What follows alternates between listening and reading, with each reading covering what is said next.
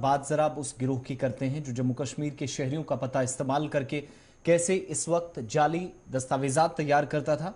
उस गिरोह का पर्दाफाश हुआ है और ये कार्रवाई गुजरात के अंदर हुई है लेकिन ताल्लुक जम्मू कश्मीर से है।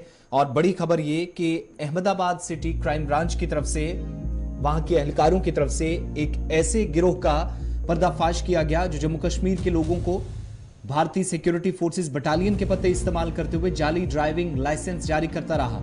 मिलिट्री इंटेलिजेंस अहमदाबाद की तरफ से पुणे ब्रांच की एक इतला मिली, कार्रवाई की गई। Deputy commissioner of police crime branch के बयान के मुताबिक अहमदाबाद और गांधीनगर, जहां पर आरटीओ के अंदर काम करने वाले एजेंटों को जम्मू कश्मीर के अफराद से राब्ता किया गया और इसके बाद ये फ्रॉड यहां पर शुरू होता है। ये एजेंट आरटीओ ऑफिस में जाली दस्तावेजात जमा करते थे, उसके बाद यहां से ड्राइविंग लाइसेंस बनाने का काम किया जा रहा था। मुलजिमीन कौन कौन है? संतोष सिंह, माधव सिंह चौहान और धवल, इसके अलावा सनत कुमार रावत। ये ऐसे 4 लोग हैं जिनके खिलाफ कानूनी कार्रवाई अब शुरू कर दी गई है। ये वैसा ही फ्रॉड है जैसा गुजरात के ठग के खिलाफ जम्मू कश्मीर के अंदर अफरा तफरी जिसने मचाई थी, इंतजामिया को नुकसान पहुंचने की खबरें काफी ज्यादा आई थी।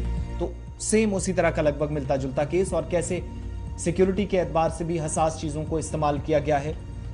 चौहान 2015 में गांधीनगर में आरटीओ एजेंट के तौर पर काम कर रहा था। इन 4 में से जो एक है उसने सिक्योरिटी फोर्सेस के मुख्तलिफ एहलकारों के ड्राइविंग लाइसेंस बनाना शुरू किए। जम्मू कश्मीर में इसके कनेक्शन जो किसी भी सिक्योरिटी फोर्सेस के जरिए मुलाजिम नहीं थे, उन्हें जरूरी शनाख्ती कार्ड तफसीलात उनकी फराहम करता रहा। फिर इन तफसीलात को जाली दस्तावेजात बनाने के लिए इस्तेमाल किया जाता था और ड्राइविंग लाइसेंस हासिल करने के लिए आरटीओ की वेबसाइट पर अपलोड कर दी जाती थी। 2 साल तक चौहान पर यह इल्जाम है कि उसके साथ काम करने वाले रावत भी इस घोटाले में फंसे। वो चौहान के हथकंडों से वाकिफ था और जम्मू कश्मीर में एक राब्ते के साथ मिलकर इसी तरह का तरीका जो है वो उसने भी अपनाया और काम गैर कानूनी तौर शुरू कर दिया। डिजिटल तौर पर जाली दस्तावेजात बनाए, आरटीओ जो वेबसाइट थी उस पर अपलोड किया और तस्दीक की मामूल के अमल को नजरअंदाज करता रहा और ड्राइविंग लाइसेंस हासिल करता रहा। दोनों को 1000 से ज्यादा नाजायज लाइसेंस बनाने में मुलव्विस पाया गया है। फी लाइसेंस 6000 से 800 रुपए वसूल किए जाते रहे। यह भी क्राइम ब्रांच की तरफ से खुलासा किया गया और कहा गया कि गूगल पे जैसे डिजिटल प्लेटफॉर्म के जरिए अदायगी कबूल करते रहे, यानी जो पेमेंट्स आती रही वो डिजिटलाइजेशन के प्रोसेस के थ्रू आती रही। इसके अलावा 2 मुलजिमान फिलहाल हिरासत में और तफ्तीश जारी है। ये 2 लोग जिनने सबसे ज्यादा घोटाला किया है। और इसके अलावा धुवल और सनत कुमार रावत संतोष सिंह चौहान के साथ 2 साल तक हाथ मिलाया, ताउन करते रहे। जाली ड्राइविंग लाइसेंस ऑपरेशन के बारे में गहरी जानकारी हासिल की जिससे वो चौहान को काफी आमदनी हासिल हो रही थी, तो उन्होंने भी कहा कि हम भी यही काम अब शुरू कर देंगे।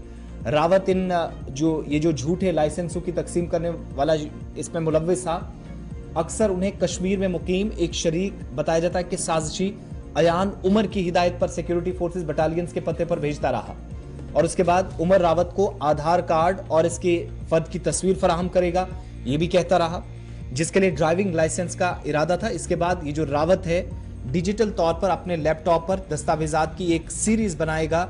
ये काम अभी तक चलता रहा। कार्रवाई अब हुई। जम्मू कश्मीर के रिहायशियों के नाम पर अहमदाबाद में फ्रॉड किया जा रहा था, गैर कानूनी ड्राइविंग लाइसेंस बनाए जा रहे थे और अब इस गिरोह का पर्दाफाश गुजरात के अंदर हो चुका है। तो चलिए नाज़रीन, ये थी जम्मू कश्मीर के हवाले से, जहां जम्मू कश्मीर के लोगों के जो बीएसएफ के हवाले से, क्योंकि उनका नाम भी इस्तेमाल होता था अहमदाबाद के अंदर, और इस सिलसिले में अब कार्रवाई की गई है उन सभी अफराद को जो मुलविस अफराद हैं जो जाली लाइसेंस ड्राइविंग लाइसेंस फराहम कर रहे थे, इजरा कर रहे थे। इस सिलसिले में उनके